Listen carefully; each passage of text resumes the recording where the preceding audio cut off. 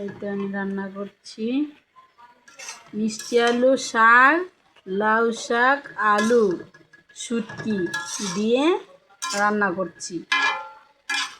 এই রান্নাটা খুবই টেস্ট আর খেতেও খুব মজা, তাই আবার রান্না করলাম। আরেকদিন রান্না করেছিলাম, তা আজকেও রান্না করলাম। দেখি আজকেরটা কীরকম মজা হয়েছে। ভালো করে রান্না করে নিই, তারপরে টেস্ট করে দেব। ঢাকনা দিয়ে ঢেকে দেব।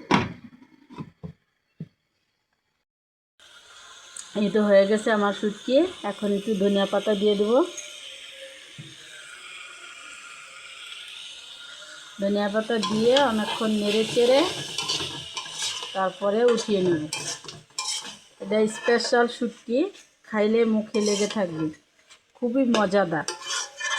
আপনারা বাসায় রান্না করে খাবেন